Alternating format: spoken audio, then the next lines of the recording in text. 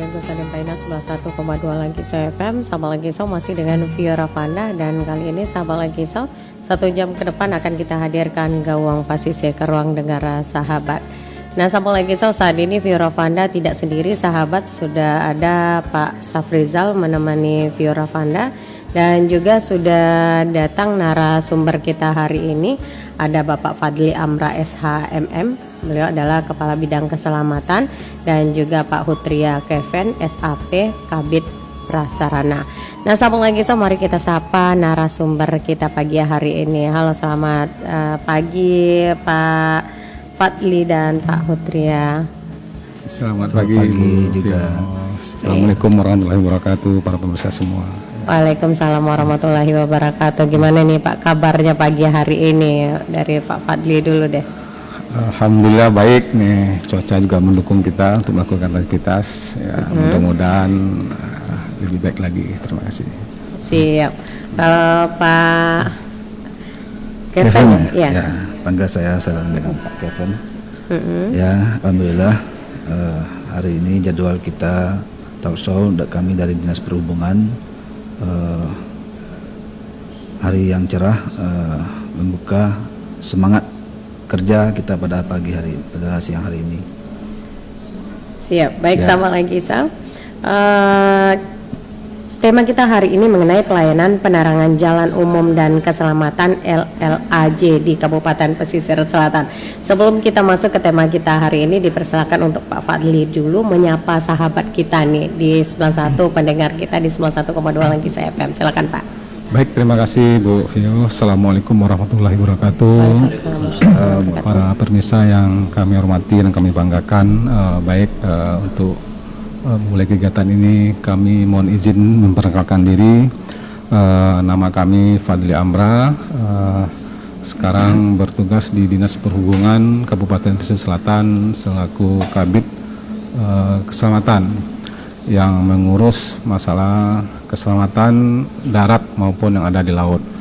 Dan kami lebih fokus sekarang untuk menghadapi bulan Ramadan dan Lebaran ini, kita berfokus kepada angkutan laut untuk terutama kapal wisata, kemudian juga angkutan darat, baik kendaraan-kendaraan pribadi maupun kendaraan umum yang ada di Kabupaten Selatan yang operasionalnya yang untuk supaya tidak terjadinya kecelakaan lalu lintas yang menyebabkan korban jiwa dan korban materi lainnya. Kita mengajak kepada masyarakat semua untuk mematuhi segala peraturan yang berlaku khususnya di Kabupaten Pesisir Selatan. Nanti mungkin tema kita akan lebih spesifik, akan dipandu oleh Ibu Vio ya. Selaku ya. Cukup untuk sementara demikian, terima kasih. Baik, selanjutnya dari Pak Kevin, silakan Pak. Ya, terima kasih Bu Pio. Perkenalkan dulu, kami nama Hutria Kevin, panggilan sehari Kevin. Kami dipercaya sebagai Kepala Bidang Prasarana. Salah satu tupoksi kami sangat berhubungan erat dengan tema kita pada hari ini,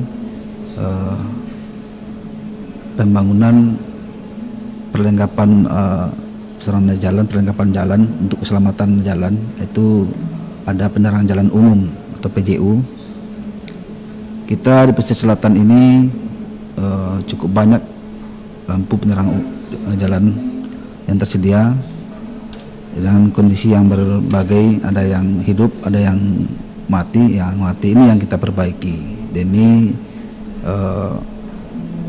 pelayanan penerangan jalan umum, memuaskan masyarakat dan atau pengguna jalan. Mengenai data lampu jalan yang ada di Pesisir Selatan ini, dari 2 ULP Painan dan ULP Balai Selasa, ini ada 2 modelnya ya Bu Pio. Ada yang meterisasi dan juga ada yang non meterisasi. Yang meterisasi ini yang ada kita datang kepada kita dari PLN, tagihannya tiap bulan. ULP Painan ada 1.900 titik lampu, dan sementara ULP Balai Selasa ada 1.400 titik lampu. Dan ini tiap bulan datang tagihannya sekitar 400 60-an juta per bulan. Itu ada fluktuatif, ada naik turun begitu.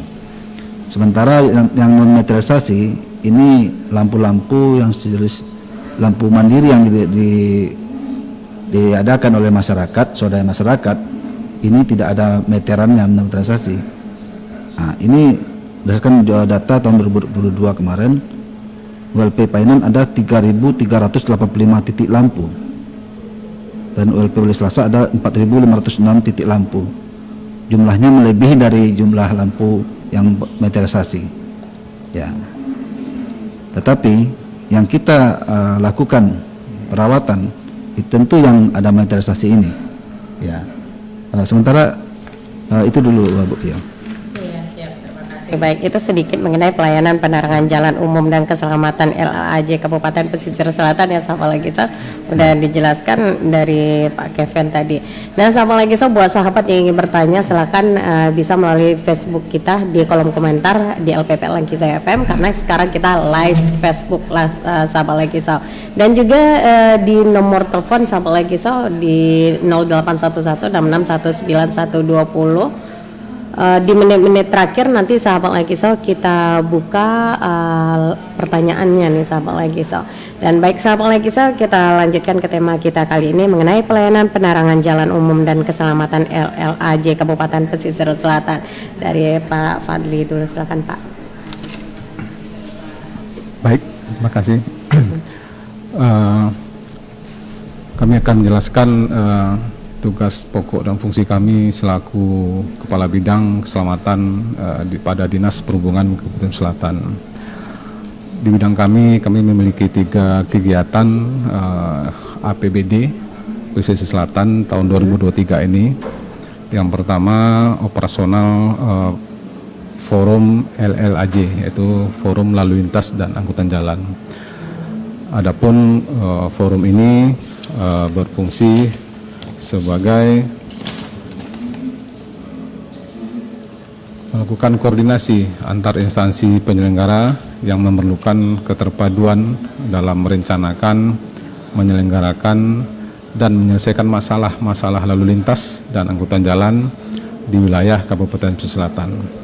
Kemudian memiliki fungsi yang pertama mensinergikan tugas pokok dan fungsi setiap penyelenggaraan lalu lintas dan angkutan jalan. Kemudian mengadakan rapat untuk memantapkan aspek koordinasi dan membahas segala permasalahan yang muncul dan mencarikan jalan keluarnya secara proporsional.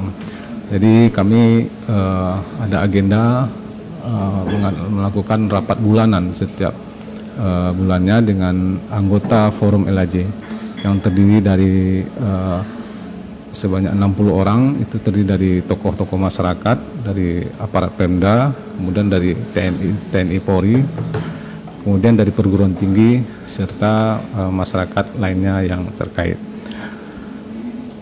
Kemudian kegiatan kami yang kedua adalah pemilihan pelajar pelopor keselamatan LLAJ di tahun 2023 ini, yang insya Allah akan kami laksanakan pada bulan April sampai bulan Juli, karena pada tingkat provinsi akan diadakan pada bulan Juli sampai bulan Agustus dan tingkat nasional di bulan September. Jadi urutannya kami melakukan seleksi atau pemilihan di tingkat kabupaten. Setelah dilakukan pemilihan kabupaten, kami akan mengadakan agenda ke tingkat provinsi dan sampai ke tingkat nasional. Sesuai dengan pengalaman kita membawa pelajar ini dari tahun 2017, 2018, 2019 sudah sampai ke tingkat nasional. Kemudian di tahun 2020 dan 2021 itu berhenti sementara karena COVID. Ya, jadi kementerian tidak mengadakan pemilihan pelajar pelopor ini. Kemudian di tahun 2022 Pesisir Selatan juga membawa sampai ke tingkat nasional. Insya Allah ini udah 4 tahun berturut-turut, kecuali pas zaman COVID 2020 dan 2021 karena tidak ada kegiatan itu. Jadi Pesisir Selatan sudah membawa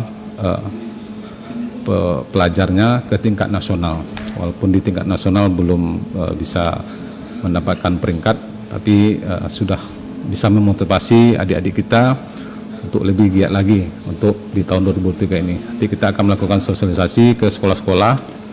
Jadi kita akan mencari bibit-bibit. Insya Allah kita sudah sampai ke tingkat nasional. Kemudian yang ketiga, kami ada juga pengawasan operasional kapal wisata. Ini yang di laut, Bu Vio. Yang ini kami tempatkan petugas kami pada 2 lokasi kecamatan yang ada kapal wisatanya. Yang pertama di Kecamatan 4 Jurai, yang kedua di Kecamatan Koto 11 Tarusan, khususnya di kawasan Mande. Kemudian untuk data kapal yang ada di pesisir selatan, yang pertama yang di Painan, itu di Pantai Corocok, kawasan Painan, itu sebanyak 79 unit kapal wisata. Kemudian yang di Tarusan, di kawasan wisata Mande, itu ada 209 unit. Jadi totalnya yang di 2 kecamatan itu adalah 288 unit. Dan ini datanya kita update selalu, karena sesuai kebijakan pemerintah dulu, kita ada bantuan sosial karena ada kenaikan BBM. Jadi kita update terus supaya masyarakat kita yang kena dampak kenaikan BBM dapat bantuan bansos dari pemerintah, karena ini menyangkut karena mereka menggunakan BBM, ada yang pertalite, ada yang biosolar. Mungkin dan kami juga melayani permintaan dari operator kapal ini masalah BBM, karena untuk BBM subsidi ada peraturan migas, SKK migas ya mengeluarkan peraturan harus ada rekomendasi dari instansi terkait. Jadi untuk kapal wisata sesuai dengan perintah Pak Sekda juga ini kewenangan dari Dinas Perhubungan untuk mengeluarkan rekomendasi untuk pembelian BBM yang ada di SPBU di Kabupaten Pesisir Selatan. Kemudian yang untuk nelayan mungkin itu kapal nelayan itu kewenangan dari Dinas Perikanan. Kemudian yang non APBD, Bu Vio, ini yang tadi 3 APBD, yang sekarang ada juga non APBD. Jadi kita mendapatkan bantuan yang pertama itu sosialisasi si pencatar tahun 2023. Ini sistem penerimaan calon taruna dari Politeknik Pelayaran Sumatera Barat. Dan ini akan dilaksanakan pada tanggal 23 Februari 2023 ini, yaitu hari Kamis depan. Itu pesertanya dari siswa kita diberikan kuota sebanyak 200 orang, 200 siswa, ditambah dengan peserta lainnya sebanyak 50. Jadi totalnya 250 yang insya Allah akan kita adakan di gedung pertemuan Bapeda lantai 2, yang insya Allah juga akan dihadiri oleh Bapak Bupati atau langsung Pak Direktur Keselamatan, Direktur Pelayaran. Kemudian yang kedua, non APBD, kita mendapatkan kuota diklat pemberdayaan masyarakat BST KLM. Ini diklat Best Safety Training kapal layar motor dan SKK 60 mil, surat keterangan kecakapan 60 mil, dengan kuota sebanyak 2.000 orang peserta. Dan kami juga informasikan kepada masyarakat nelayan khususnya, kami membuka pendaftaran mulai hari ini sampai mungkin 2 bulan ke depan. Kami akan mencari sebanyak 2.000 orang, karena dari kuota tersebut nanti akan disaring lagi oleh Poltekpel Sumbar, Politeknik Pelayaran Sumbar, yang selalu seleksi administrasi. Jadi ada pun syarat-syaratnya mungkin secara teknis akan saya sampaikan juga nanti. Kemudian yang ketiga, kita juga non APBD, kita dapat bantuan alat-alat keselamatan nanti dari Kementerian Perhubungan, yang insya Allah dalam minggu depan mungkin kita akan distribusikan kepada pihak-pihak yang terkait. Demikian untuk sementara, Bu Vio, terima kasih. Ya, baik. Selanjutnya dari Pak Kevin mengenai pelayanan penerangan jalan umum dan keselamatan LLAJ Kabupaten Pesisir Selatan. Ya, terima kasih Bu Vio. Seperti yang kami sampaikan tadi,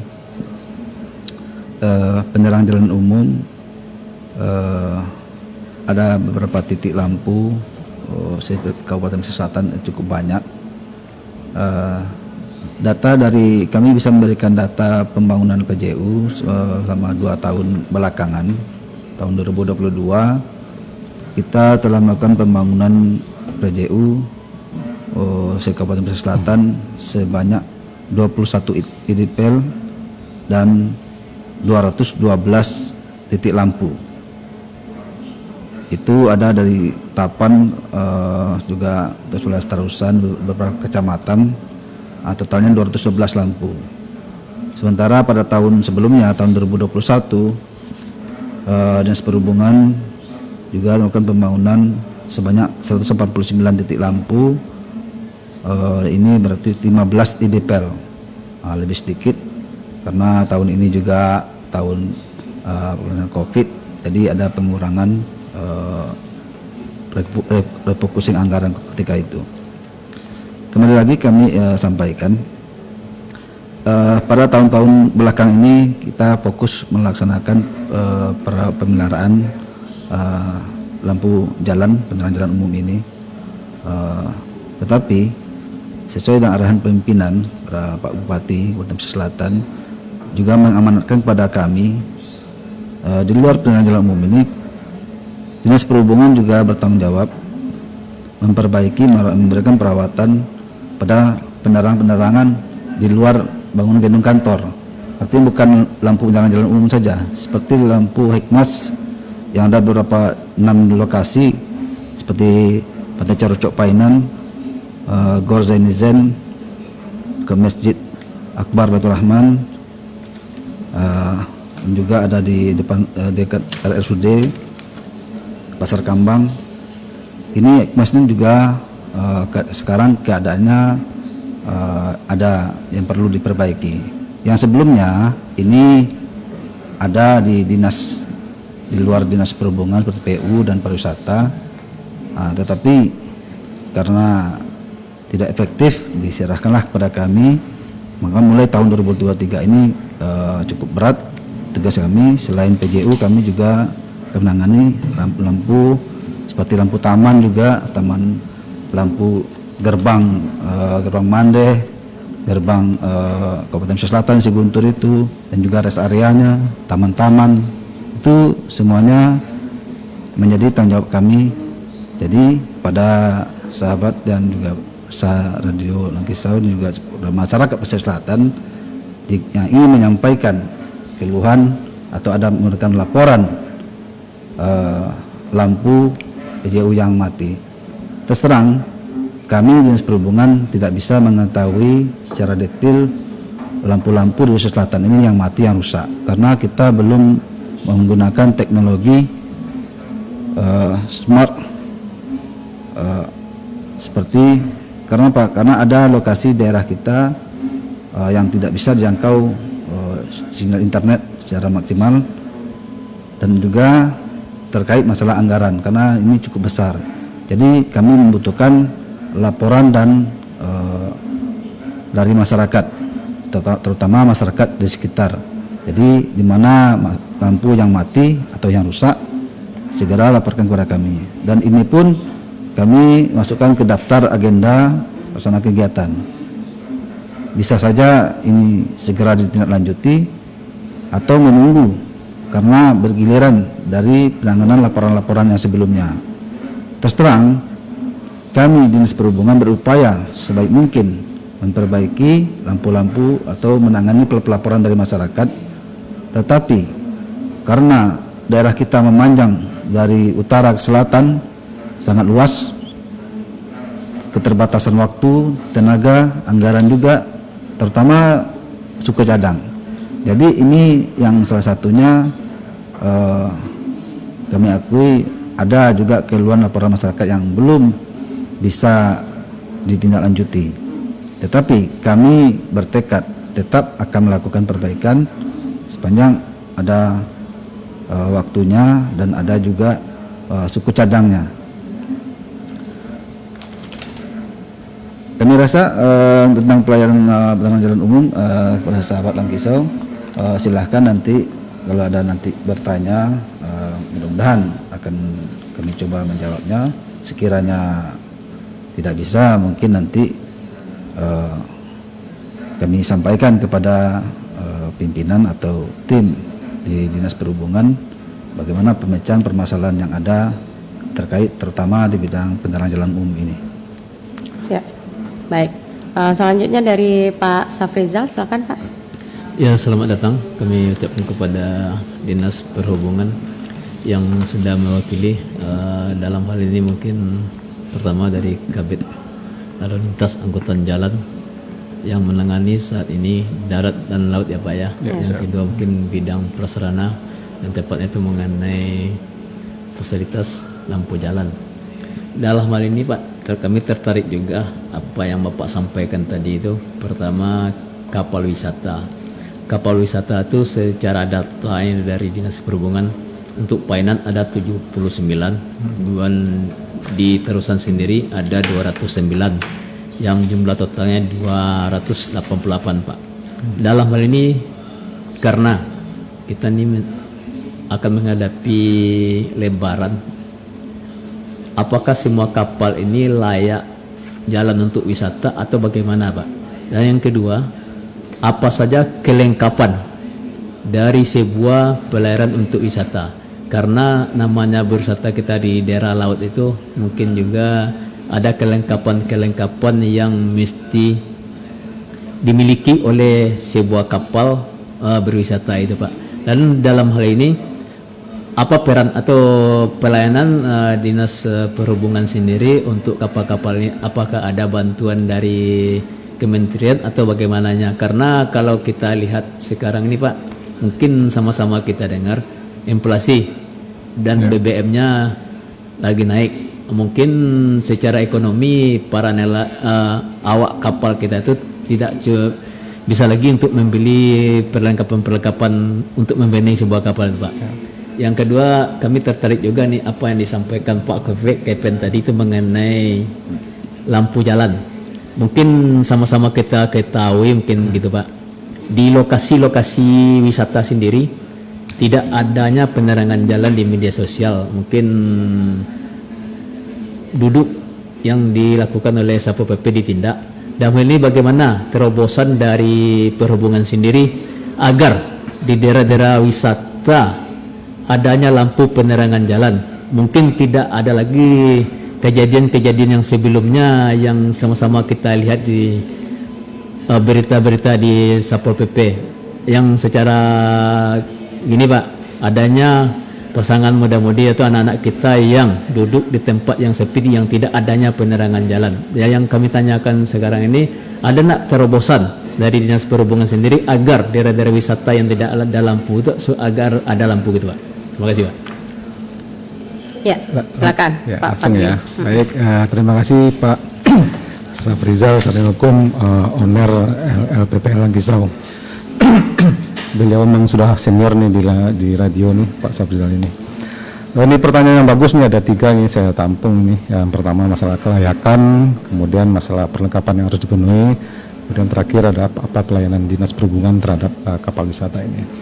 Baik, untuk yang pertanyaan pertama bisa kami jelaskan nih kepada pemirsa semuanya bahwa Dinas Perhubungan sudah mengeluarkan surat edaran yang ditandatangani oleh Bapak Bupati pada 31 Januari 2022 kemarin tentang persyaratan yang harus dipenuhi oleh kapal wisata atau penyeberangan antar pulau untuk keselamatan pelayaran. Jadi dasar hukumnya itu ada Undang-Undang Nomor 17 Tahun 2008 tentang pelayaran. Kemudian ada Peraturan Pemerintah Nomor 51 Tahun 2002 tentang perkapalan dan Peraturan Menteri Perhubungan Nomor 39 Tahun 2017 tentang pendaftaran dan kebangsaan kapal. Kemudian dalam rangka mengurangi angka dan risiko kecelakaan laut di perairan Kepulauan Selatan dan untuk mengantisipasi terjadinya musibah, mungkin diminta kepada para pemilik atau operator kapal untuk memenuhi persyaratan sebelum berlayar. Jadi untuk pertanyaan pertama, ini kami sudah lakukan mengajak pemilik kapal untuk melakukan pemeliharaan kapal secara berkala agar selalu sesuai dengan standar konstruksi kapal untuk menjamin keselamatan penumpang. Jadi kami melakukan himbauan Pak Saprizal untuk kelayakan kapal ini. Jadi seperti yang ada di darat, kami juga ada gedung pengujian untuk mobil. Jadi untuk khusus kapal ini mungkin kami turun langsung bersama instansi terkait, dalam hal ini KSOP, yang akan melakukan pengukuran kapal. Jadi kita lihat kelayakan kapalnya apa layak. Jadi yang menentukan kelayakan ini nanti dari pihak Kesabandaran dan Otoritas Pelabuhan di Teluk Bayur di Padang. Kemudian untuk pertanyaan kedua, perlengkapan yang harus dipenuhi, ya, ini ada juga di edaran itu Pak Jal. Yang pertama itu melengkapi seluruh dokumen atau surat-surat kelengkapan kapal sesuai peraturan yang berlaku. Ini secara sederhana ini dokumennya itu ada pas kecil, itu pengukuran di bawah 7 GT. Itu dikeluarkan oleh pihak KSOP juga. Dan kemarin di Desember 2022 kami memfasilitasi KSOP untuk melakukan pengukuran kapal secara gratis Pak. Ini di Painan dan di Kawasan Mandiri Tarusan. Yang di Painan ini rata-rata seluruhnya sudah kita ukur kapalnya dan kita sudah keluarkan dokumen kelengkapan kapalnya seperti pas kecil. Yang belum signifikan ada di Tarusan. Dari sekitar 200-an itu baru paling 2%-nya, baru 20 unit yang ada surat-surat kapal. Dan kami akan berusaha lagi, akan memfasilitasi, akan koordinasi dengan KSOP kapan ada gerai gratis lagi untuk melakukan pengukuran kapal. Karena kalau bayar Pak Jal itu biayanya sampai 5 juta Pak Jal, satu kapal. Ini kasihan juga dengan masyarakat kita yang sudah terkena dampak BBM naik. Jadi ya kami akan berusaha lah selaku dinas, dan ini tahun-tahun ini akan kami jajaki lagi. Kemudian edaran yang kedua itu untuk keselamatan juga, penyediaan dan penggunaan peralatan keselamatan penumpang pada setiap kapal yang akan berlayar seperti life jacket, itu jaket pelampung Pak Jal.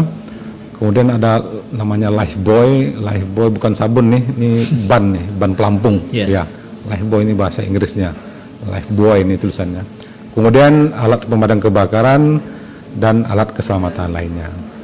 Jadi yang harus dilengkapi oleh kapal itu mungkin ada tambahan juga radio Pak Jal. Radio komunikasi ya, radio komunikasi ya. Karena kalau ada sinyal HP-nya macet, mungkin radionya kita gunakan. Kemudian yang ini yang tidak kalah pentingnya, yang ketiga itu diwajibkan mengasuransikan seluruh penumpang kapal pada saat akan berlayar. Ini kami sudah rapat kemarin, dapat koordinasi dengan pihak asuransi pada hari Jumat minggu kemarin. Sekarang tanggal 17, berarti kemarin tanggal 10 Februari kami mengadakan rapat di Dinas Perhubungan dan mengundang ketua-ketua kapalnya, itu ketua-ketua perwakilannya itu dari Tarusan dan di 4 Jurai. Insya Allah mereka datang, dan kami juga mengundang wali-wali nagari dan bapak camat dan dari pihak asuransi Jasa Raja. Jadi kami sudah sesuai edaran Bapak ini diwajibkan nih Pak Jal, bukan sunat ini diwajibkan mengasuransikan seluruh penumpang. Jadi bagi para pengunjung kapal yang akan menggunakan transportasi kapal untuk ke pulau, baik itu yang di Painan maupun Tarusan, itu sudah diberikan tiket asuransinya. Kalau yang di Painan itu sebesar Rp1.000 karena tarifnya 21.000 ya PP dari Pulau Cingkuk menuju dermaga Kanang Jawi dan dermaga Batu Kereta. Kemudian yang di Tarusan ini sifatnya tidak penyeberangan nih, karena yang di antar pulau nih, ini bersifat paket nih Medal. Ini seperti paketnya ke Pulau Setan, ke Pulau Kapo-Kapo, ini ada tarifnya. Biasanya pihak-pihak travel menyediakan paket A, paket B, paket C. Ada beberapa pulau yang dilewati. Dan ini tarifnya bervariasi. Jadi pihak asuransi kemarin bersepakat. Jadi satu orang penumpang itu, karena ada tabel-tabelnya. Jadi tarifnya kalau 20.000 ke bawah, ini tarifnya 1.000 katanya. Tapi kalau yang udah sampai ratusan ribu atau 600.000 kapalnya, itu 10 orang, itu 20.000 satu kapal itu. Jadi dia ambil satu kapal dia. Kalau yang di Painan kan satu penumpang. Kalau yang di Tarusan itu beda lagi penerapannya. Karena dia beda ya. Jarak tempuh Nah, ya jarak tempuhnya beda ya. Mungkin nih kayak rental mobil dia satu hari. Kalau yang di Carocok Painan dia cuma penyeberang aja satu kali, ntar pulangnya terserah mereka aja. Di kapalnya udah standby semua dia. Iya. Kemudian yang keempat, kami juga mewajibkan membuat daftar nama-nama penumpang kapal atau manifest pada saat kami layar, nanti yang di Terusan. Kalau yang di Painan sudah otomatis tiketnya udah ada, nanti petugas kami yang akan mencatat nama-namanya. Kemudian membawa penumpang sesuai dengan kapasitasnya, sesuai dengan dari KSOP, bahwa untuk kapasitas penumpang kapal wisata ini yang di bawah GT7 adalah sebanyak 12 orang, Pak Jal. Ini termasuk awaknya. Awak. Ya, rata-rata awaknya itu ada maksimal 2 orang atau 1 orang operatornya, nakoda ya. Nakoda. Nah, kemudian yang terakhir juga nih, edarannya melakukan pemeliharaan secara berkala, nah, seperti saya sebutkan tadi. Kemudian pelayanan dinas pariwisata untuk bantuan, Pak Jal. Ini kalau kami sifatnya umum. Kalau dinas kami ditugaskan Pak Sekda untuk melakukan pendataan, karena ada programnya untuk bantuan sosial itu kewenangan dari dinas sosial. Jadi kami menginput data, kita masukkan ke data istilahnya DTKS ya, yang bekerjasama dengan Capil. Kita by name, by address, kemudian ada nomor NIK dan nomor KK-nya. Jadi kalau peraturannya istrinya sudah dapat, dia tidak dapat lagi. Jadi ya kami serahkan kepada sistem yang berlaku pada kabupaten kita. Demikian Pak Zal. Tambah juga nih Pak Peduli, dengan yang kami maksud tadi, bantuan untuk peralatan kapal. Seandainya kapal wisata ini tidak mempunyai apa yang Bapak sampaikan tadi, misalnya jaket dengan pelampung, apakah ada nggak subsidinya dari perhubungan sendiri atau bantuan dari perhubungan atau kementeriannya? Oh ya, baik. Ini di tahun-tahun sebelumnya, di 2021 Desember itu kita sudah mendistribusikan bantuan berupa life jacket sebanyak 400 unit saja. Karena kapal kita sesuai data terakhir adalah 288. Kalau satu kapal itu kapasitasnya 12 orang, bisa aja dikalikan 288 kali 12 itu kebutuhan life jacketnya. Iya. Jadi kalau untuk 400 berarti ada kekurangan yang cukup banyak juga Pak Jang. Iya.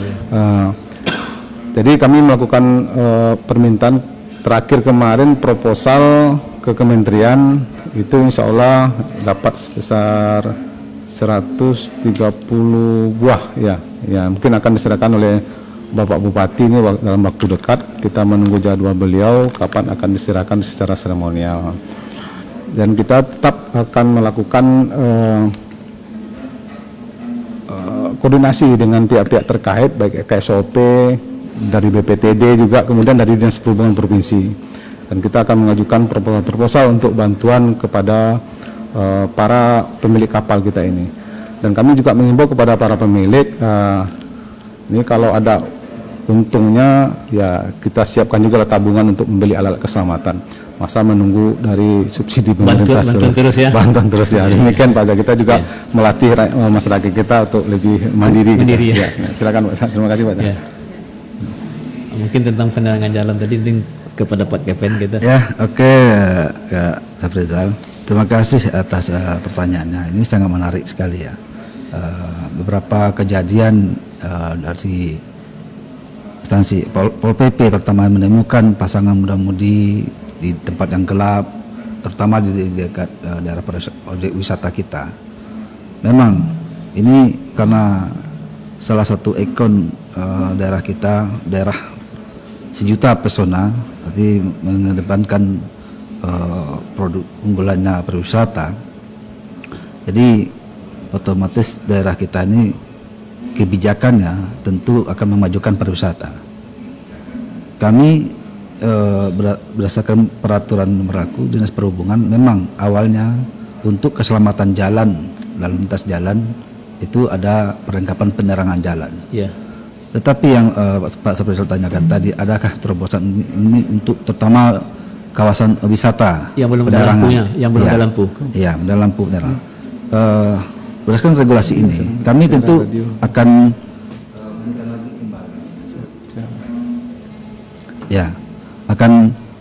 bicarakan lagi dengan pimpinan mengenai regulasi kewenangan pembangunan prasarana di daerah wisata. Kita akan ada juga dinas pariwisata. Apakah nanti direncanakan di dinas pariwisata atau kami yang akan mendirikan? Tentu kami akan koordinasi juga dengan dinas pariwisata. Kenapa? Kita tidak bisa juga harus membangun ini karena di daerah dinas pariwisata dialah yang memiliki kewenangan penuh bagaimana untuk memajukan pariwisata tersebut. Kami juga sudah survei juga, walaupun kami tidak dinikan, kami bersama-sama sudah melakukan survei dengan tim PJU. Memang ada permintaan penduduk atau masyarakat yang tinggal di daerah wisata, terutama yang Carocok itu pemasangan lampu sampai yang di pulau itu. Kami juga sampaikan, kendalanya TR-nya tidak ada, tiangnya tidak ada, tiang listrik PLN-nya belum sampai ke situ. Otomatis kita harus membangun jaringan sendiri. Dan ini tentu butuh kajian dan juga butuh anggaran yang cukup besar. Sementara sama-sama kita ketahui tahun ini di mana-mana daerah kita termasuk kekurangan minim anggaran karena kita fokus dalam pelayanan dasar, pendidikan, kesehatan dan infrastruktur. Jadi kami pada tahun 2023 ini mendapatkan alokasi anggaran itu bunyinya cukup besar lah. Tetapi kita juga tidak bisa pungkiri bayaran tagihan PJU ini saja udah melebihi 6 miliar Pak Sa. Jadi kembali lagi kita tetapi kalau untuk memanfaatkan seperti yang tadi kami mungkin sudah ide ada, tapi siapakah yang akan membangun ini, apakah serahkan kami dinas perhubungan atau dinas pariwisata. Kita dirikan spot-spot lampu sorot ya. Mungkin bukan lampu stang yang PJU tapi lampu sorot yang bisa menyorot ke tempat arah kegelapan tadi. Dan juga di Carocok itu kenapa sekarang kurang ini, karena memang kondisinya hikmas yang di Carocok itu banyak yang mati. Jadi oleh karena itulah pada tahun ini mulai kita laksanakan pemeliharaan hikmas di Carocok itu, mudah-mudahan dengan aktif kembali hidup semua hikmas itu, mudah-mudahan itu sudah bentuk terang. Mungkin ada juga yang gelap-gelap, mungkin seperti yang arah ke sana ke pulaunya. Tetapi kalau malam kita kan sudah memberikan kebijakan menutup area wisata dan tertentu. Artinya kalau memang terjadi mudah-mudi melakukan perbuatan yang tercela di sana, itu artinya kan tidak bisa dan akan terang, walaupun terang nanti dicari juga tempat yang gelap, di mana yang gelap. Ya. Jadi permasalahan ini bersama-samalah kita carikan solusinya antara Pol PP, Dinas Perhubungan juga Dinas Pariwisata. Kita buat ini kita berikanlah pemahaman kepada masyarakat kita. Artinya selain ini kita lakukan pembinaan. Janganlah melakukan perbuatan-perbuatan itu atau kita berikan sanksi yang lebih berat pada mereka adik-adik itu kan. Kami di bidang PJU ini tanggung jawab kita, kami Dinas Perhubungan memang sekarang dia ditambah bukan dari penerangan jalan saja, jadi lokasi-lokasi seperti pariwisata itu memang, tetapi karena ada pembangunan prasarananya juga di dinas pariwisata, apakah ini takutnya nanti tumpang tindih pariwisata merencanakan juga, kami juga merencanakan, jadinya dapat nanti ya. Begitu Pak Sal. Ya, terima kasih penjelasannya dari Pak Badli dan Pak Kevin sendiri. Banyak nih sahabat lagi buat sahabat yang ingin bertanya silakan aja ke 081166191120 atau di kolom komentar kita. Nah sahabat lagi sahabat juga bisa meninggalkan pesan di kolom komentar kita di saat siaran ulang di Facebook kita di LPPL Lagi Saya FM nih sahabat lagi dan nanti akan langsung dijawab oleh dinas terkait nih sahabat lagi Baik, selanjutnya untuk Pak Fadli ini ada satu pertanyaan lagi nih Pak. Itu tadi ada dokumen kelayakan kapal ya Pak. Itu kira-kira berapa lama dokumen itu berlaku? Per berapa lama itu bakalan diulang pemeriksaan kembali? Ya, baik Bu Vio. Dokumen kapalnya setelah sudah saya sebutkan tadi itu ada pas kecil namanya, pas kecil di bawah GT7 itu kewenangan pengukurannya dikeluarkan oleh pihak kantor Kesah Bandaran dan Otoritas Pelabuhan kelas 2 Teluk Bayor yang ada di Padang. Ini berlaku selama 5 tahun, nanti bisa diperpanjang kembali dan dilakukan pengukuran. Dan kami Dinas Perhubungan akan melakukan pengawasan juga setiap tahunnya, apakah kapal ini masih layak atau tidak, yang disampaikan oleh Pak Presiden untuk kelayakan kapal. Karena di tahun ini kita akan menjelang masuk di Lebaran, kita akan melakukan secara intensif lagi pengecekan kapal-kapal yang akan berlayar di perairan pesisir selatan. Jadi akan kami turunkan juga petugas-petugas kami akan melakukan pengecekan dan pendataan ulang lagi apakah kapal ini bisa berlayar atau enggak. Jadi insya Allah biasanya di tahun-tahun kemarin kami melakukan rapat juga sebelum acara angkutan Lebaran ini, acara pemantapannya setelah -7 atau -2 ya setelah Lebaran, karena untuk angkutan kapal ini kita beroperasi pada hari H, ya hari H Lebarannya. Kalau minnya nggak ada karena puasa itu kan. Jadi pada puncak-puncak paling tinggi itu penumpang itu pada H+3 biasanya, Lebaran ketiga dan seterusnya sampai H+7. Dan itu kan kami lakukan pengawasan terhadap titik-titik yang cukup rawan, baik itu kecelakaan perairan maupun terjadinya penumpukan. Dan ini kami juga kerjasama dengan instansi terkait nanti, dengan KSOP, dengan Pol Air maupun TNI AL yang ada di Painan.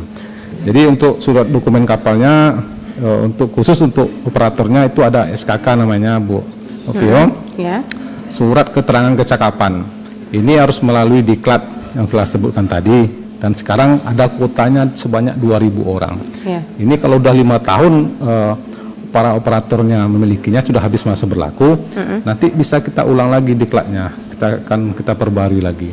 Jadi istilahnya mau perpanjang, kalau perpanjang kita cek lagi nih kondisi operatornya apa nih masih layak. Memang batas umurnya tidak ada, sama dengan SIM. Jadi tidak, kalau 70 tahun tidak boleh pakai SIM, kan tidak ada aturannya itu. Jadi walaupun dia sudah lansia, dia bisa membawa operator, sudah sehat. Nah ini nanti kita akan melakukan pengecekan kesehatan, baik itu tensinya nanti atau buta warna. Nah, ini syarat untuk ikut nanti untuk SKK ini, diklat SKK ini. Ini harus tidak boleh buta warna. Ini tidak boleh ditawar-tawar. Kalau mungkin yang buta warna sebagian parsial ya, mungkin masih ada. Kalau mungkin kalau tidak biasa melihat warna kuning mungkin tidak diluluskan. Jadi kalau tidak bisa melihat hijau atau teman-teman, ini ada pengecekan lagi dari tim kesehatan untuk melakukan pengecekan. Jadi ada 2 surat dokumennya yang harus dimiliki oleh kapal, Bu Pio. Yang pertama pas kecil, yang kedua SKK untuk SIM-nya. Ya, kalau di kendaraan untuk kami analogikan dengan lebih sederhananya di darat itu harus ada STNK-nya dan SIM. Nah, kalau BPKB mungkin asal usul ya kapal ya, itu mungkin dari tukang, nanti surat keterangan tukang. Nanti itu sebagai syarat juga nanti pengukuran kapal itu dari KSOP. Mungkin syarat-syarat pengukuran kapal ini ada beberapa macam. Nanti silakan datang hubungi kami atau di kantor, akan kami layani untuk persiapan untuk kelengkapan dokumen kapal yang wajib yang dilampirkan nanti setelah tim KSOP akan melakukan pengukuran kapal. Kemudian untuk syarat-syarat diklat SKK untuk SIM ya. Nah, yang pertama itu KTP yang mesti berlaku, kemudian KK, dan ketiga itu ijazah. Ini harus pandai tulis baca juga nih. Kan banyak nelayan kita yang tidak pandai tulis baca, jadi tidak lolos. Ya minimal SD, ada ijazah SD, minimal ada pandai tulis baca. Kalau tidak ada ijazah, mungkin ada surat keterangan dari wali negarinya bahwa yang bersangkutan bisa tulis baca. Itu aja mungkin bisa diloloskan kemarin. Banyak beberapa nelayan kita yang tidak memiliki ijazah kemarin, bisa diloloskan dengan surat keterangan dari walinya bahwa mereka bisa tulis baca. Kemudian yang terakhir, kalau mereka kurang mampu, bisa memberikan surat keterangan kurang mampu dari wali juga. Ya, jadi itu syarat-syaratnya nanti untuk melakukan diklat SKK. dan kami mengajak kepada seluruh pemirsa memberitahukan kepada tetangga-tetangganya atau teman-temannya yang memiliki kapal nelayan atau kapal-kapal laut untuk segera mendaftarkan diri ke Dinas Perhubungan Kabupaten Selatan karena kuotanya cukup banyak, sebanyak 2.000 orang. Ya, insya Allah habis Lebaran setelah kita data terkumpul sebanyak itu akan kami laporkan lagi ke Poltek Sumbar untuk dilakukan ke tahapan lebih lanjut, itu seperti pengecekan kesehatan dan pengecekan tempat. Biasanya diklatnya di daerah kita, biasanya kita diinapkan di hotel-hotel. Kemarin di tahun 2002 ada di Saga Hotel tempat diklatnya itu selama 6 hari. Jadi 3 hari BST-nya, best safety trainingnya, yang keselamatannya, kemudian yang 3 harinya di masalah kecakapannya. Jadi nanti ada ujian prakteknya juga, Bu Vio, seperti berenang. Ini tidak kalah pentingnya, syarat nelayan untuk bawa kapal ini harus pandai berenang, Pak Zang. Jangan dia akan menyelamatkan penumpang, dia sendiri tidak pandai berenang. Nah, ini nanti tidak lolos. Untuk dari sendiri ya, tidak bisa selamatkan, apalagi nanti orang lain. Iya. Jadi ini syarat utama nanti untuk harus wajib pandai berenang itu namakan. Walaupun nanti akan dibantu oleh alat keselamatan lain seperti ban, lifeboat dan life jacket. Demikian Bu Vio, terima kasih. Ya, baik, sama lagi saya udah di menit 50 juga, di menit-menit terakhir ini ada pesan untuk masyarakat, pemerintah, atau ada yang ingin dicapai di tahun 2023 ini. Mungkin Pak Kevin dulu, silakan Pak, mengenai keselamatan, silakan Pak. Mengenai pelayanan penerangan jalan. Oh ya, saya lupa tadi, ini tahun 2023 ini kita ada kegiatan pembangunan PJU, ada di 2 tempat, seperti di Lubuk Cobadak sama Tanah Pesisir.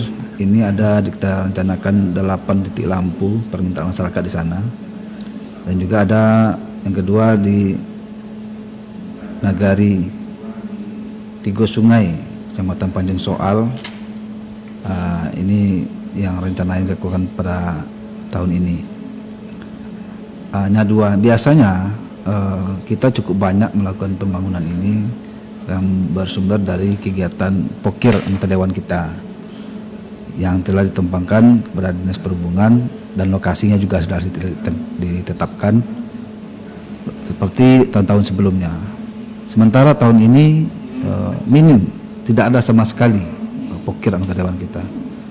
Sebenarnya dalam perencanaan awal kemarin itu ada, tetapi karena defisit anggaran kita, jadi cuman fokus pada infrastruktur dan bidang pendidikan dan kesehatan. Artinya pokir itu harus juga di sana bisanya. Akhirnya untuk PJU ini tidak ada pokir anggota dewan. Cuman hanya ada APBD ya senilai 200 juta saja. Jadi ada 2 lokasi itu. Ini jadi seperti yang sampaikan tadi, kita ingin bangun penerangan bukan jalan saja terhadap pariwisata. Tentu kita juga membutuhkan anggaran. Kalau memang terobosan kita coba, nanti mungkin juga kita mintakan beberapa perusahaan penyediaan lampu, bisa CSR perusahaan itu. Kemarin kita juga ada mendapatkan CSR dari perusahaan Resiklon sebanyak 10 unit lampu. Dan ini kita sudah cobakan karena dia minta diuji coba apakah di daerah pesisir selatan ini bisa hidup. Karena teknis dari lampu ini kadang ketika tegangan drop turun itu lampunya redup atau mati, tidak bisa hidup. Makanya kita memilih lampu yang bisa support dengan tegangan di daerah kita dan juga bisa bertahan dan ada garansinya 4 atau 5 tahun. Jadi dari siklon itu kemarin sudah kita edarkan. Kemarin ada kegiatan MTQ di Tapan ya, sudah kita taruh di situ 5 unit lampu CSR, dan juga sisanya menyebar ke Kabupaten Pesisir Selatan.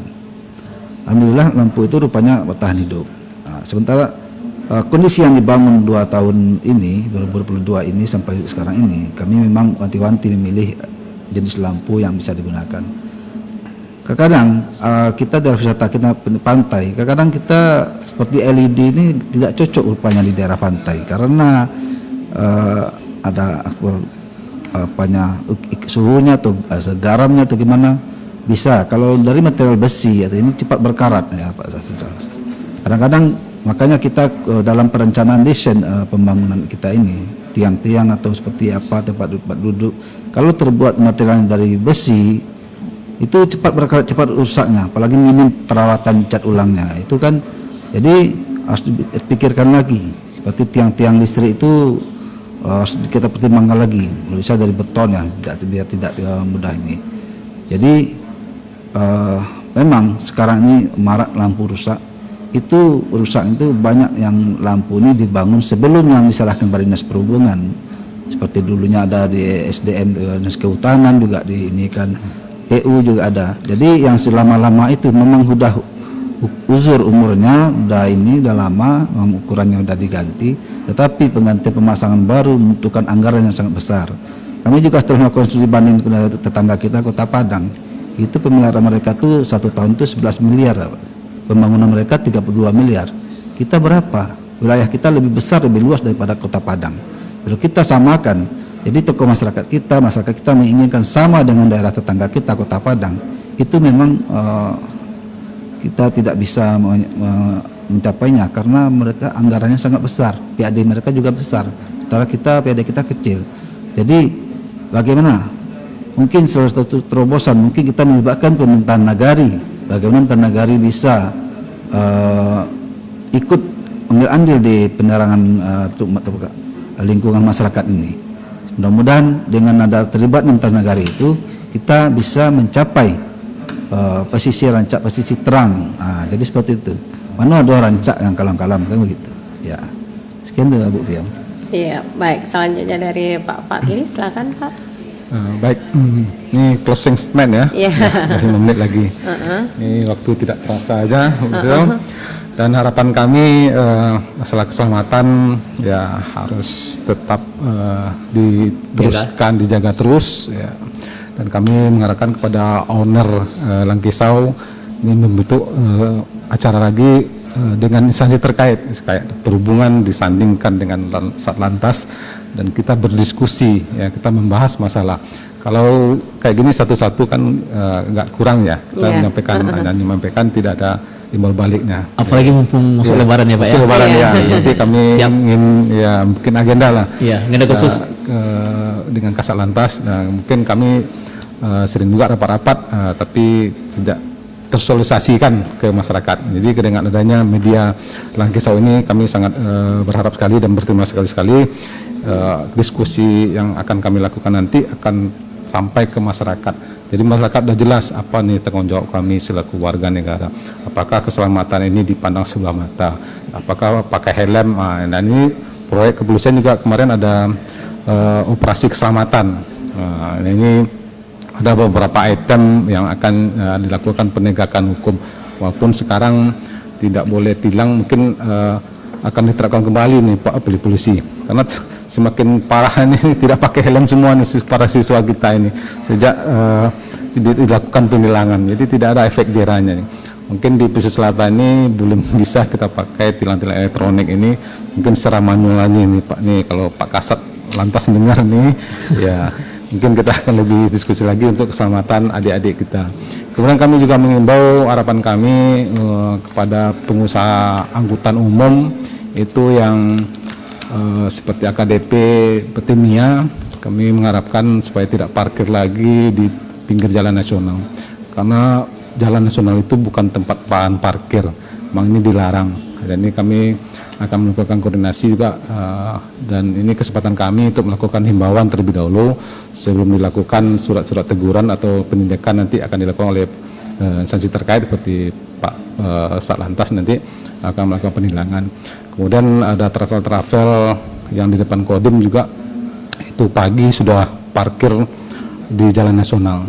Jadi kami mengharap karena lahan parkir kita sudah ada di Taman Spora, apa alangkah baiknya, alangkah eloknya supaya Painan ini tercinta kita yang rancak ini lebih rancak dilihat. Jadi tidak banyak mobil parkir di sepanjang jalan nasional. Dan kita sudah menyediakan oleh Pak Kepen nih, Kabit Parkir nih sudah menyediakan lahan yang ada di Taman Spora.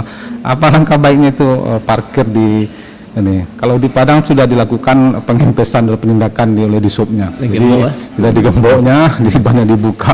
Ya, mungkin kita ngasih tahap-tahap sosialisasi dan lagi humanis saja dulu. Supaya tidak ada penindakan. Karena ya kita masih wajar-wajar saja untuk melakukan sosialisasi ini.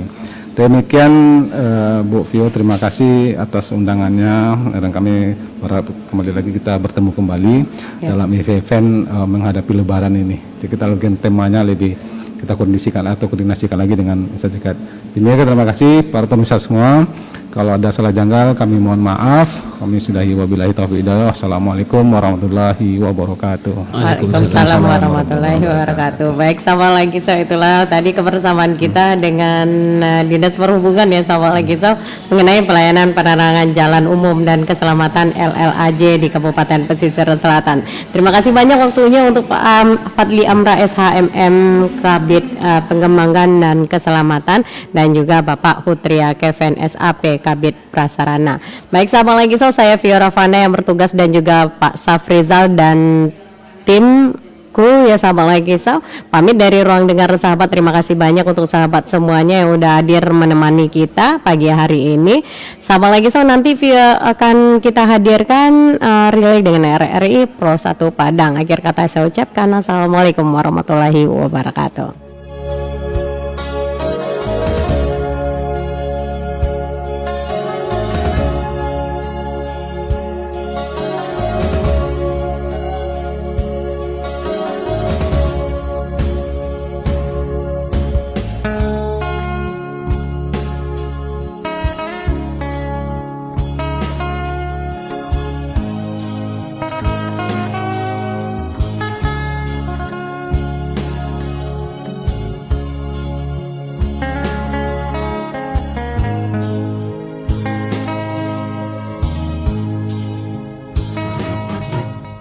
Rumah tangga sehat adalah rumah tangga yang mampu meningkatkan dan melindungi kesehatan anggota keluarganya. Ada beberapa cara yang dapat dilakukan agar anggota keluarga tetap sehat. Salah satunya adalah melakukan aktivitas fisik setiap hari. Dad, lari yuk. Kamu sendiri aja dulu, Ben.